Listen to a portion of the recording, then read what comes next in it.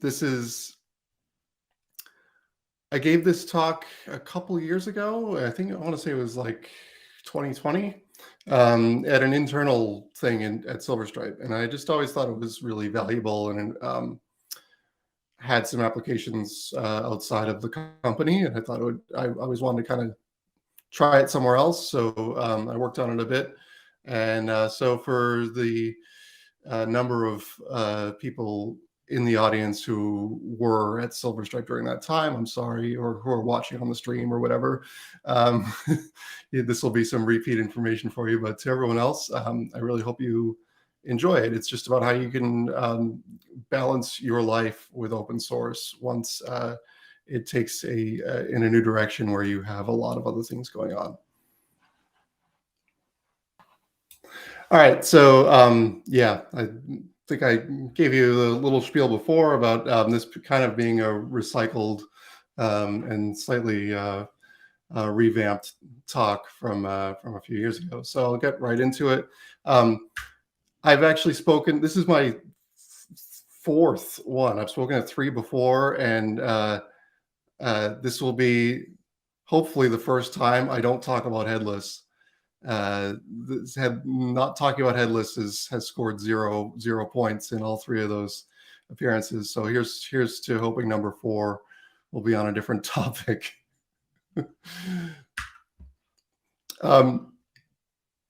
So before he was famous for getting slapped in the face, Chris Rock once upon a time was a comedian, and he asked the question in one of his bits, do you know the difference between a job and a career?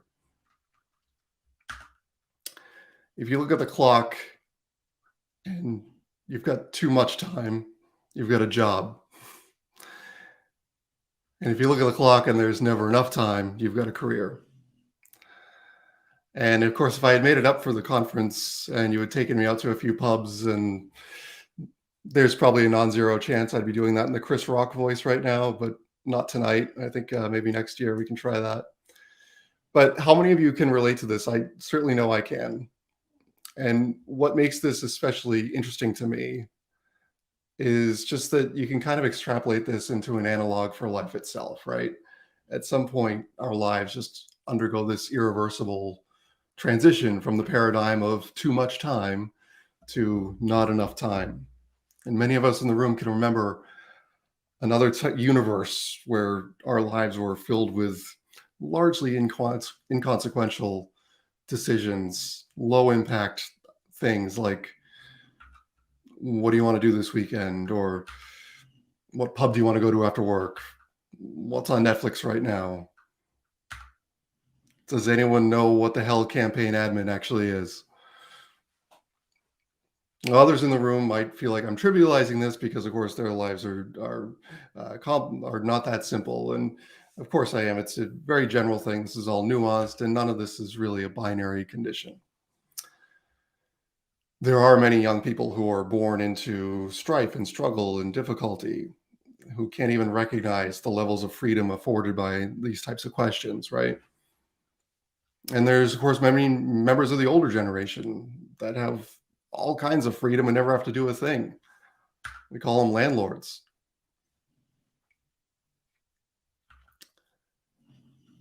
But I do think it's safe to say that, generally speaking, a hallmark of progressing through life is your accumulation of commitments.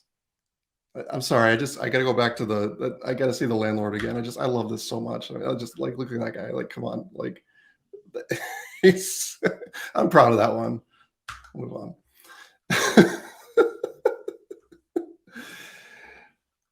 This is kind of how life works. You just move through life and you just get more things to do, and eventually you retire and then you get some more free time. But like, really, I mean, becoming an adult, like, it really is time consuming. You find yourself just with all kinds of things that you never had to do before. And of course, there are always outliers, but this is generally how it works. And if you look at this in practical terms, you've got your typical 24-hour day, and it splits up nicely into 8-hour segments. You've got 8 hours of sleep, 8 hours of free time, and 8 hours of work. On the weekends, you can effectively double that free time, and that's great. We love weekends. But look what happens when you have commitments. That free time is hanging on for dear life. And suddenly it's just 1 or 2 hours a day that you get to cram everything you need to do or want to do into that one little slice. And we just got a puppy. And so whatever scraps of free time I used to have just literally been devoured. Uh, you know, when I originally signed up for this talk, Herbert asked me, "Is 1:30 a.m. okay?" And I was like, "Hell yeah!" Because like 1 to 2 a.m., that's like the only hour of the day when I have no responsibilities. That's like I love 1 to 2 a.m. That's my jam. I set my alarm. I just wake up at 1 in the morning just to know what it's like to have no one asking me to do anything. It's great. So I'm here for it. I totally would have done it. So that's really not a lot of time, right? You can take some away from sleep. A lot of us do that, but that's not a great idea. And it's a zero sum game in the end. I think the paradox of all this is that the time we have the most freedom is also the time that we have the lowest recognition of how valuable that is. And that's just tragic. I once had a conference I had to do in Spain. And Spain, if you don't know, is the farthest away you can go from New Zealand. It's literally the antipode, right? So it was a long trip, and I had this leg from Reykjavik to Boston. Boston's where I grew up in the Boston area, and I wanted to surprise my mother on the way home, and so I just took this flight.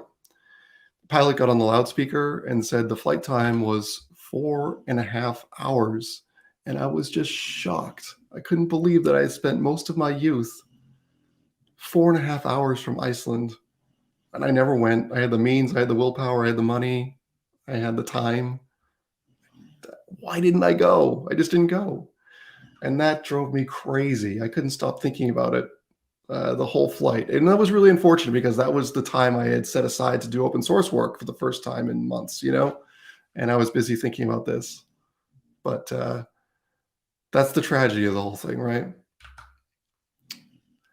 When we talk about commitments, let's define like what this means, right? So like I'm a parent. I talk about parenting a lot. A lot of you probably know that I've got 2 kids, and of course I mentioned the puppy. That's a whole other thing, a new thing. So not an uncommon one for sure, but yours might be something different, or maybe it will be something different soon. Maybe you run a side business. Maybe you are looking after an aging parent. Maybe you volunteer for the SPCA or something. Maybe you take night classes. It could be a lot of things, right? It doesn't have to be that. The point is that you once had this empty room waiting to be filled with your heart's desires as you see fit. And now it's just this crowded nightclub with people at the door just banging to get in, getting turned away all the time. No, can't, no, you can't come in, you can't come in. Because there's just too much to do. You can't do it all. So I'll give you a chance to finish reading. So they're pretty good. Actually, I think I probably should have put dev GraphQL build in there. That would have been more appropriate, but that would have broken the streak. Then I would have kind of been talking about headless. So I'm kind of glad I left it as dev build. Most of the stuff you want to do, you just can't do, and that sucks.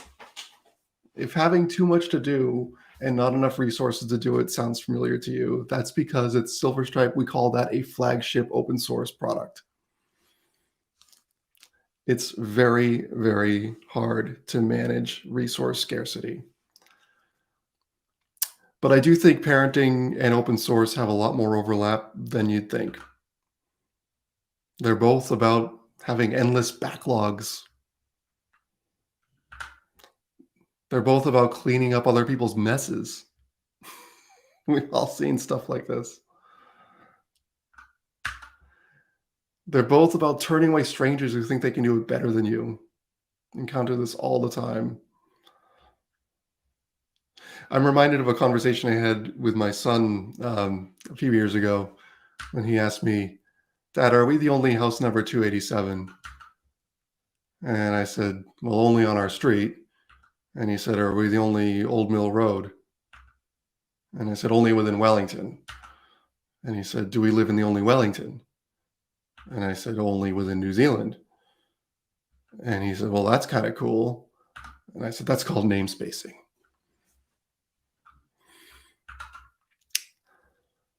But let's keep it real here. You don't have a lot of time, and none of us have a lot of time anymore right now. So if spending time doing work for free is not at the top of your priority list, there's no shame in that. At the end of the day, if this is the last thing you can imagine doing, I get it.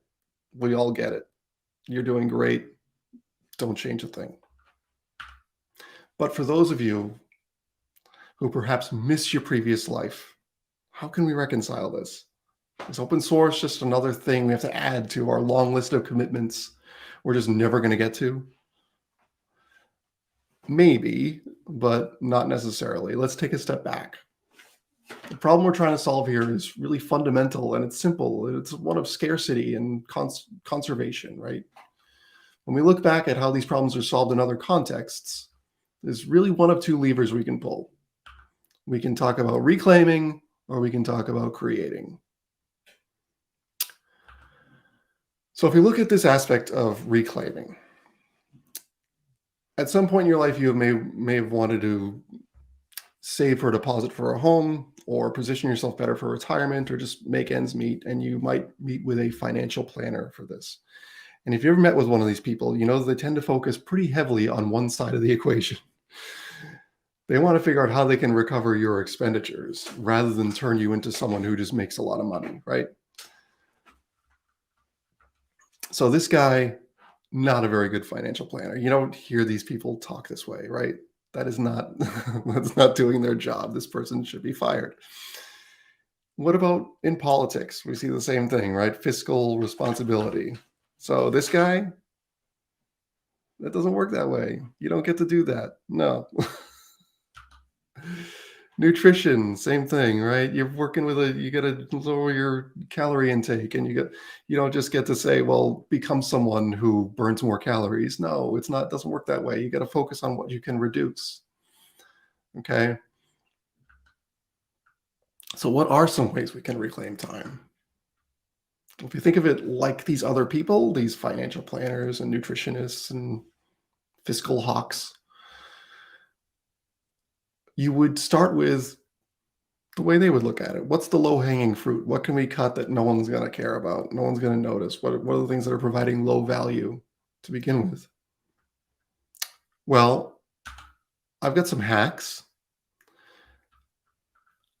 I have a few things that I like to do. Back when offices were a thing, the train, 20 minutes each way, 4 or 5 days a week, that adds up. And it's no one bothers you on that commute. I love that time. Loved, I should say. I don't do it anymore. But that can be a really, really effective way of getting things done that you normally wouldn't do.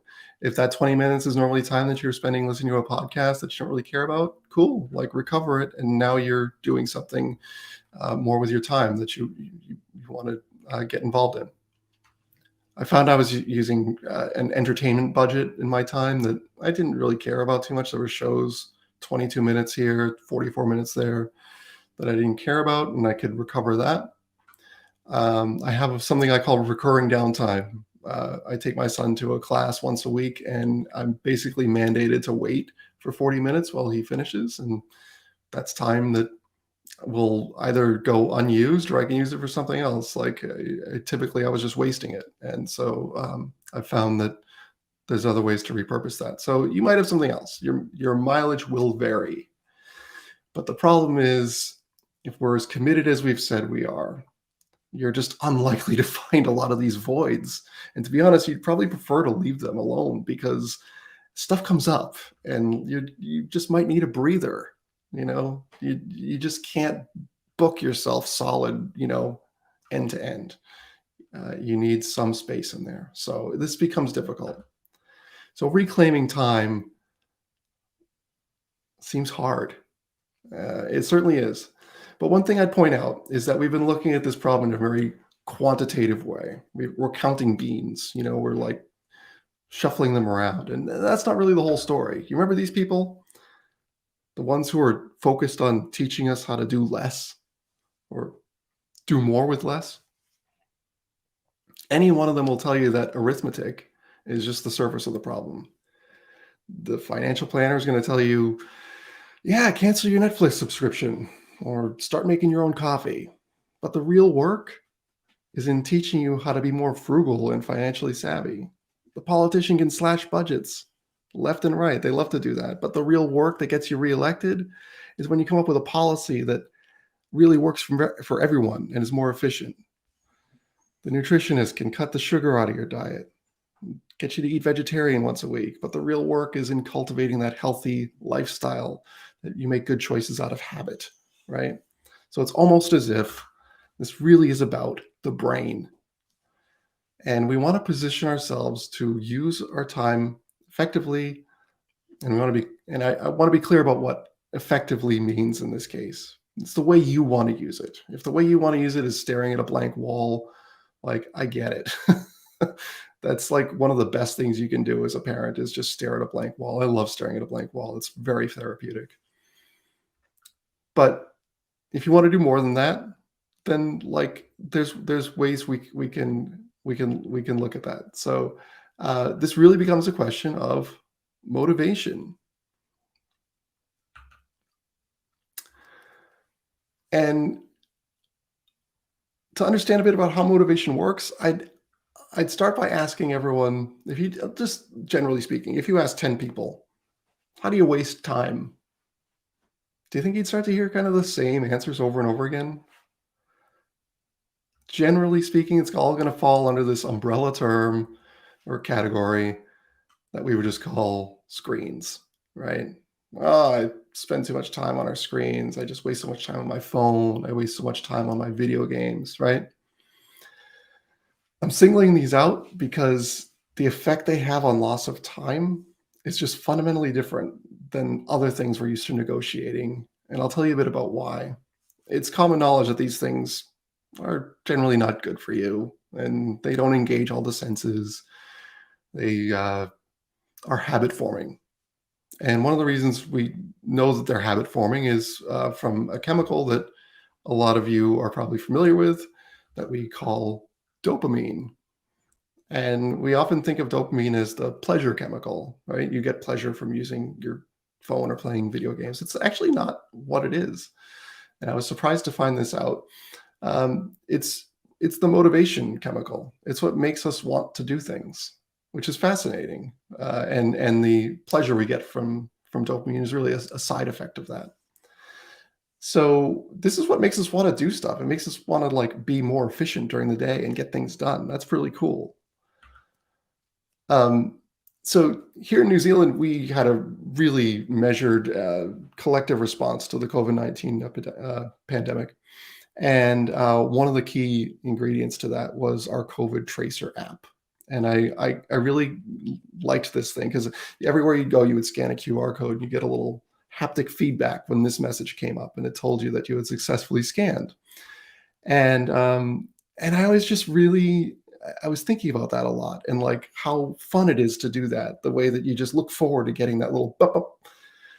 And it just became clear to me that the engineers like knew what they were doing. They knew that they were giving you a little bit of a dopamine lift to make you want to do it again next time. Of course, there's UX reasons for this too. What if you're blind and you can't read the screen? What if the sun is shining on the screen and you can't see it, right? But I think a big part of it is just that lift, right? So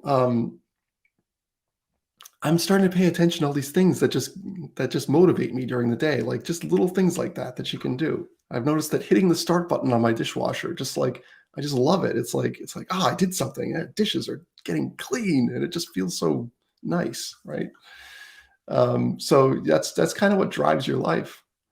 We tend to think of the simple model of like, a need comes in and then the brain responds with an action, right? Oh, I'm hungry. I've got that's eat. Thirsty, that's drink, right? Tired, that's sleep. And there's actually a whole other layer going on here. And before any of these actions can really be done, the brain asks, how much dopamine do I get for that? What do I get paid? Right? That's part of the transaction. It's not that simple as just an action meeting a need. And that's fascinating. If we block that dopamine payload, you just starve. And they've done this in labs with mice. If you block that, you don't drink. You just go thirsty. You go exhausted. You starve. So in this way, it becomes this sort of currency in the brain. Um, and the opposite is very much true too. That happens in real life. What happens when all the dopamine is going toward one activity? You're going to start just doing that more than you should, right? Um, so I use the word currency very deliberately because you can think of it like a business. When you're you have an agency and the client comes to you, big client, and is it as simple as they just ask for a website and then you just do it? No, you got to know what you're getting out of it. You're going to ask them, well, how much money do you have? I need to know what I'm doing this for, right? If you block that thing in the middle there, those dollar signs, no more websites. And the business doesn't exist anymore, right? It's a really key part of it. And likewise, if one of these companies starts paying more, do you think you're going to change your business to start being more streamlined toward telcos? And do you think maybe you'd be in a precarious position having made that investment and then the market changes and all of a sudden you're like way over invested? So it's a really interesting dynamic, right? Um, and if we look at like the things we do, right, like in terms of how much they pay, um, all these things like social media, video games, scrolling, Netflix, they're all like high dopamine activities. Things like open source and reading a book tend to be pretty low, and the stuff at the bottom is just really low. That's the stuff we never get motivated to do. So if your appetite is way up here, you're only ever going to be satisfied by the things above that line. And so the idea of getting motivated to get involved in a pull request or read a book are just not going to satisfy you. They don't pay enough. But if you can get the line down here, now we're talking. Now these things become interesting again, right? And you can find that motivation.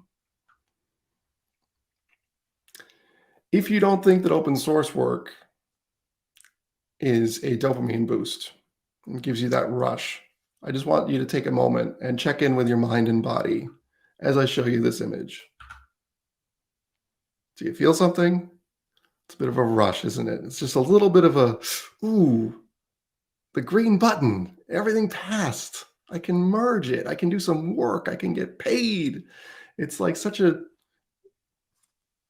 something you notice if you really check in with yourself, right? So these things have the potential to totally satisfy us and motivate us. It's just a question of how much of that do we need, right? So coming back to devices, the problem isn't just that they waste time. That's an old problem, wasting time. Everyone says, oh, we waste time. No, we've been wasting time for centuries. That's not the problem. The problem is that they cannibalize our motivation to do other things. That's like compounded, right? That makes it pathological and it corrupts the incentive model for doing anything else. So this is something we just only talked about with chemical addiction for a long time, and now it's becoming more mainstream. So to be clear, the prescription is not to stop doing these things. That's just not going to happen. It's not realistic. It's probably not even a good idea, but to scale it back enough so they don't cannibalize your motivation to do everything else, right? If you want to learn more about this, I would recommend Googling dopamine detox. I have done it. At the first time I gave this talk, I hadn't yet. And then I actually listened to myself and I was like, those are some pretty interesting points you made. I think I might want to like listen to myself and try it. And I did. And it's really impressive. You can change the neuroplasticity in your brain is an incredible thing. I think one of the most remarkable things I noticed I think it was the second week, was that I remember being queued at a bank, someplace really boring, like intolerably boring. And I waited the whole time. And then it wasn't until I got back to the car that I realized I left my phone in the car and I didn't realize it. It was just like, that blew me away. It's a really cool thing. You can change your brain. So something to think about. Another thing to think about is that your motivation might be corrupted, right? That whole thing that I just showed you, that assumes you got a normal brain. And it's completely plausible that sometimes those things don't work right. And when they don't work right, particularly in that motivation part of the brain, that's probably something called ADHD. And it's in a lot of us. And I was diagnosed with it a couple of years ago. And it's one of the most important things I've ever discovered about myself. I was one of those people who just never really understood what it was, or just didn't give it the credence that it deserved. But discovering that about myself has changed the way I see my relationships and my career and everything through the lens of corrupted motivation. And it's really helped me. So that might be another factor in your motivation as well, is you might want to just get that checked, because it's really, really common. So all of that, kind of assumes that you're working well. You might not be. So we figured out our brains. Can we do open source now? Well, we should define what that means.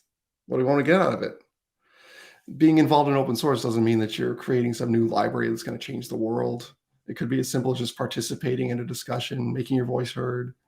Isn't that what we're doing all these social networks anyway? We're just chatting with strangers like we do on GitHub. So what about creating time? So we've gone down this road of like how we can get motivated, we can reorganize our time and, reclaim. But is there a way to create?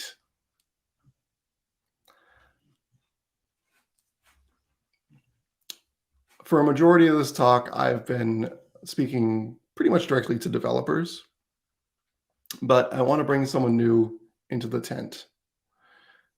So the bosses, I'm looking at you. We need to talk. One of the most valuable benefits you can provide to your team is professional development time. It should be regular. It should be reliable. It should be self-directed. It should also be focused, pertinent, and accountable. Within even the most conservative constraints or interpretations of those constraints, there's plenty of room to create a culture of growth that benefits open source communities. Encouraging your team members to get involved with open source gets them exposed to working with others, navigating unknowns, working with other people's code. And in many cases, it can hoist them into leadership positions, de facto roles where you're the product owner, prioritizing features, road mapping, things like that. So those are the carrots that I can offer you if you are a people manager. Here are the sticks. Your entire business is standing on the shoulders of contributors who have either made the time themselves or have had an employer who has granted them that time, reduced their commitments, and made room for them to be part of an open source community. That's right. This guy's back. He was so good, I had to bring him back. Couldn't just have him there once. We have to ask the question, how many more commits would the open source world have if we all just had fewer commitments, right?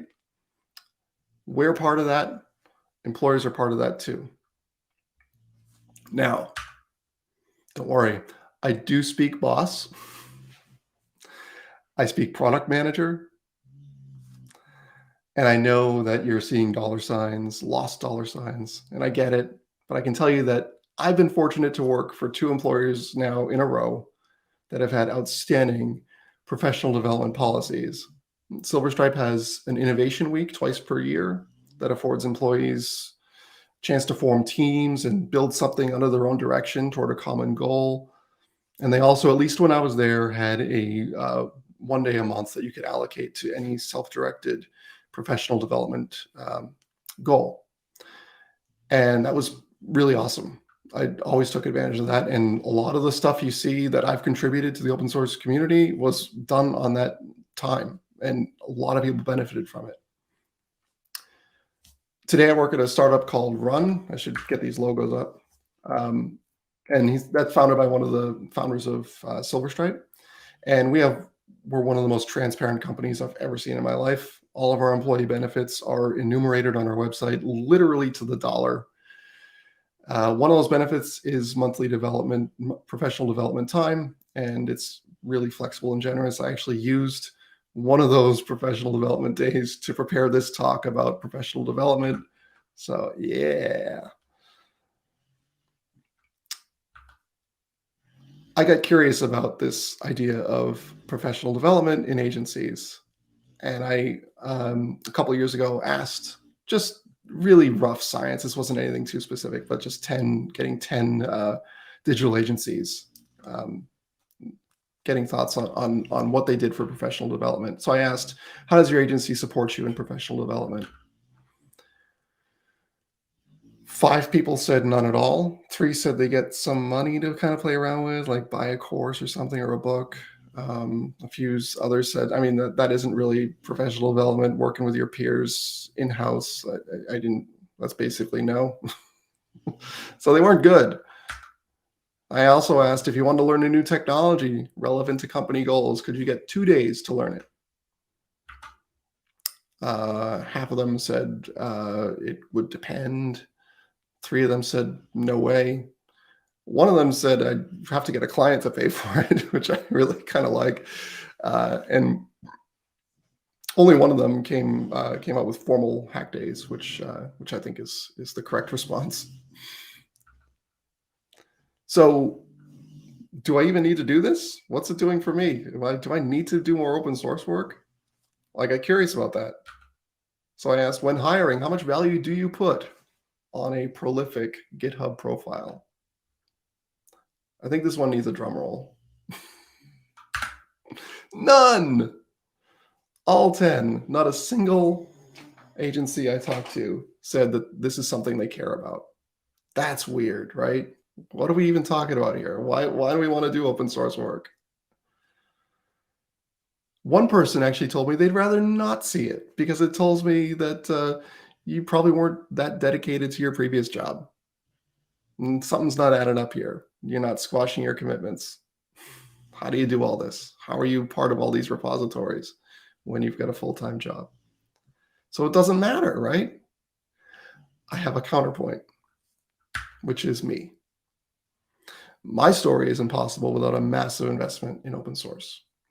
And the chances of me making a cold call to Silver Stripe on the other side of the world saying, I want to move across the world and work for you, I wouldn't even get looked at.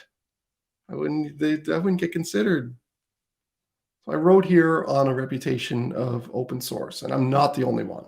There's agencies all over the world, both here in New Zealand and all over in Europe and everywhere, that are hiring from the open source community. They have a lot of people have similar stories to mine. It's not unique at all. The old CTO at Silver Stripe, Hamish Friedlander, might ring a bell for some of you.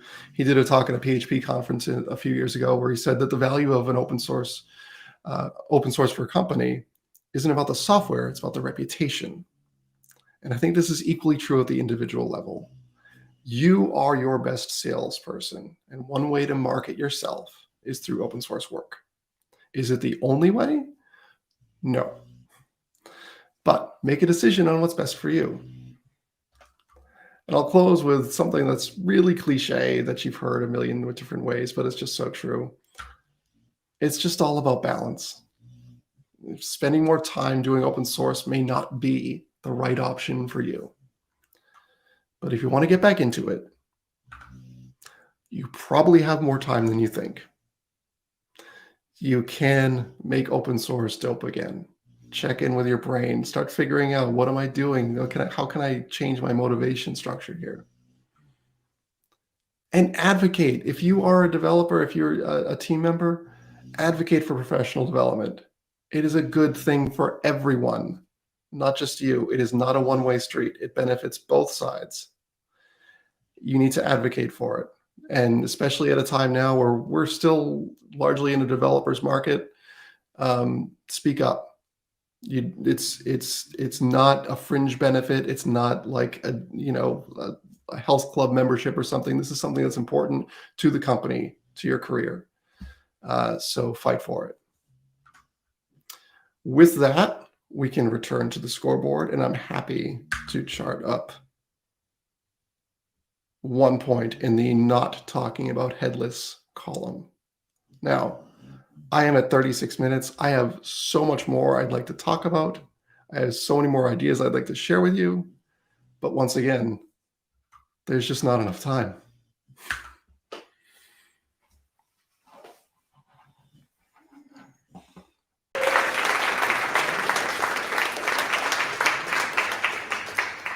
Okay, wow, that was really something. Thank you, Aaron. Really nice, intriguing thoughts. So with that, we have the panel here. I don't know if you know the new format for the year, but we have some people with some questions and some discussions maybe. But I'll turn to the audience first. Any questions to Aaron?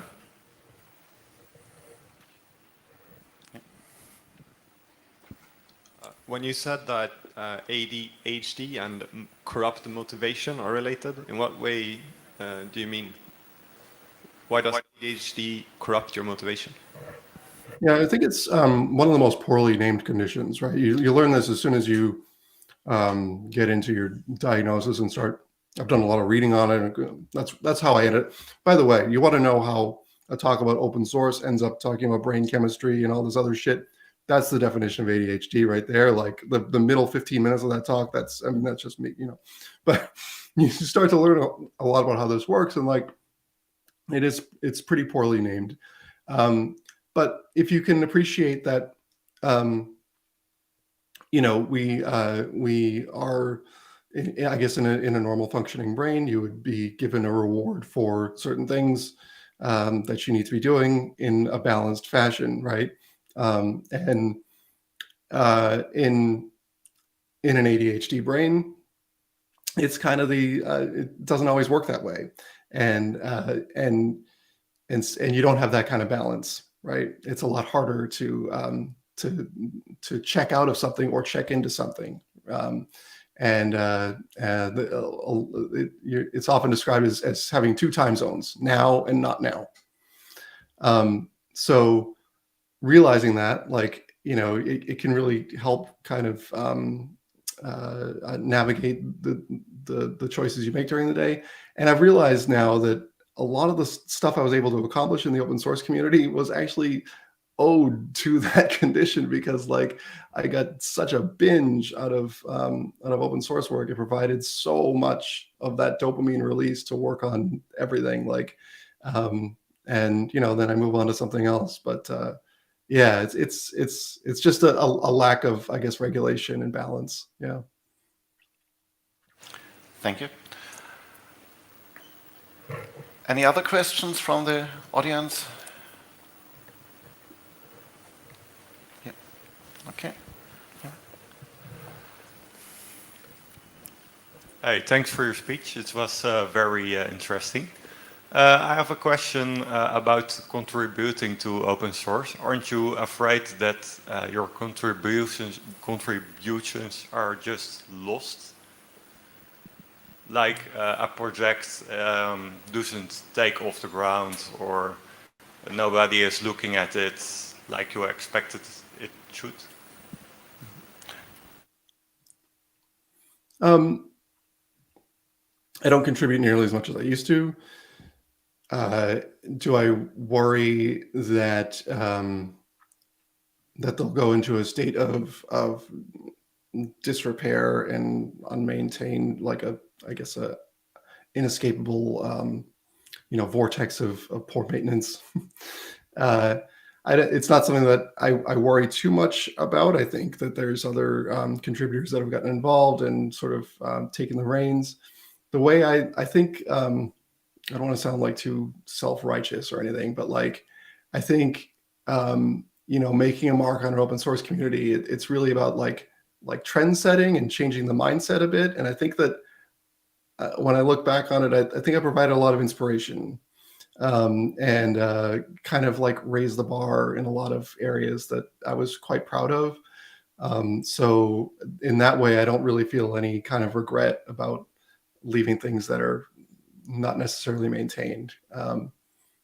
So yeah, I've always been the kind of much more prolific and just let someone else take it to the end, and just create a lot of things rather than just create a few things that are perfect.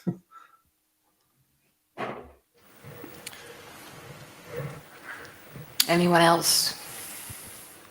So we do have one question in the app, which is unrelated to your talk, but is this an Ebony's guitar in the back? Is a question that we saw on the app. I have two guitars here. This is my Cole Clark. This is this is my baby. It's an Australian-made acoustic guitar. I am constantly playing that, and the Ibanez is my electric. It's a semi-hollow guitar, Art Star. When I was in a jazz group, I used this, but I don't use it anymore. So I frequently just take breaks to play guitar. I think that's another that's another ADHD thing. Just changing context all the time. So the guitar on the wall has been a lifesaver. I can feel you. Yeah. Well, thank you. That's a good eye then, Julian, the one who asked the question. Do we have any more questions? Yeah, I have one. Yes. Of course. Okay, in a GraphQL setup. No, I'm kidding. No. Do you have any recommendation, or what do you use to control your time during the day to like measure or control all these commitments that you have and keep track of how much you spend on everything?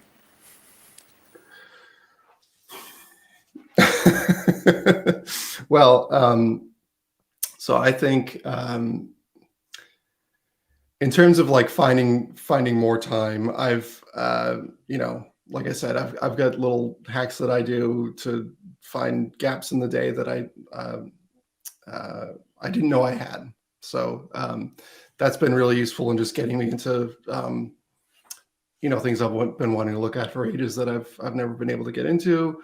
Lately my whole world is kind of the React JavaScript world, and that's just impossible to keep up with. So there's always things I want to check in with there. In terms of managing time, I'm not great at that. I've never been great at that. So it's a best effort for me. But I think one thing that's really helped is putting professional development days on my calendar, because it's just invariable. Like, we always say we're going to do it, when that benefit is afforded to you, but you will just not do it unless it's just really baked in. Like, you really have to. It has to become part. There's always going to be a thing to do, right? Like, we have careers, so there's never enough time in the day. Like, you leave work and you didn't do enough. Like, that's the definition of having a career, right? And so you will naturally want to go into the next day saying, I'm going to finish the thing. You can't, it has to be like a public holiday.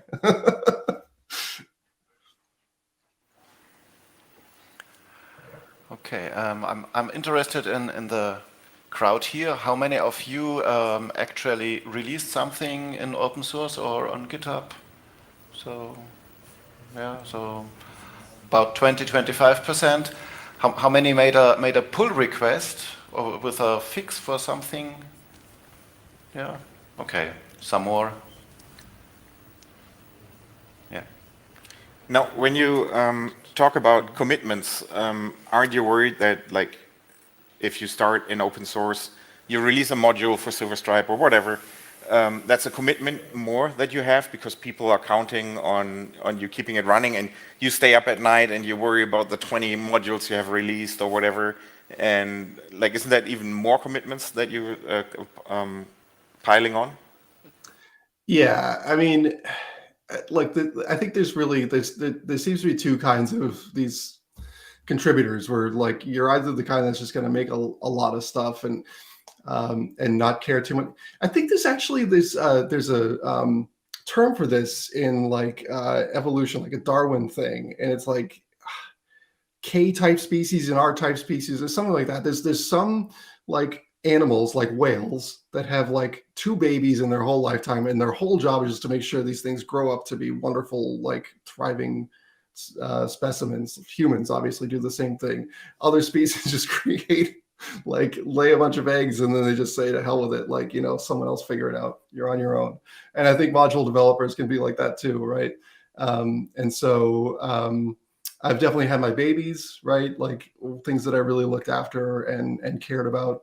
And then like something like the 4.0 release comes around, and it's just like, do I really want to put the time into upgrading this? And I think 95% of the stuff that was worth upgrading got upgraded by community members. So like, it's just, like sometimes you just gotta have to let them grow up and trust in that ecosystem. And I've been pretty impressed with what we have out there in terms of contributors. Like, I can't say that I've ever looked at it as like how am I going to find time for this kind of thing. If I were, I think I would worry about that if I were charging money for it. If I had a course or something and I, had to maintain that, I'd be like, really concerned. But the community often doesn't let me down in that area.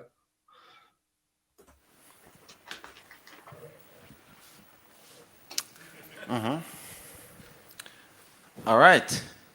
I guess no more questions. Aaron, I have a question for you. Do you still develop at Run, or is it a career or is it a job? Yeah. So I'm an engineer at Run. It's like I said, it's a startup. We've got I don't know, probably 15 employees now. It's still pretty small. And there's just always something to do. And one of the policies at Run is your job title doesn't dictate the constraints in which you can navigate the company. So everyone's invited to every meeting. If you think that there's some interesting sales thing going on or some marketing effort and you want to be a part of it, you're welcome to turn up. Like, so even though my day is spent doing dev, you just kind of, it's a startup culture is just really fascinating. If anyone hasn't worked, if you've had an opportunity to work at a startup and just give it a try, I would really recommend it to devs like who have that opportunity. If you see it come along and you go, oh gosh, I don't know, it's risky, it's a lot of fun. Like you really feel like you're a part of something, and it's just every day is kind of a little bit different. And I don't know, I'm kind of rambling now, but it's dev work, but it's also kind of just not, you feel like you're a part of something else. Cool, thank you. So will you stick around in the community moving forward, Silverstripe community, or what's your plan? I'll keep turning up to these. I'm not flying to Stockholm, but no. I'll continue to watch the core committers channel, and I'll turn up to those meetings, and I do peruse the GitHub notifications and see what's going on. And but yeah, there's only so much you can. I mean, that my GitHub thing is a fire hose. It's just like you can't. I had to turn off a lot of those. Some of the 93 Silverstripe modules that I was subscribed to. So. Thank you, Aaron. Thank you very much. And thank you for staying up so late for us. Happy to have you on. Yeah, you bet. Yeah. Well, I'm looking forward to 1 a.m. 1 a.m.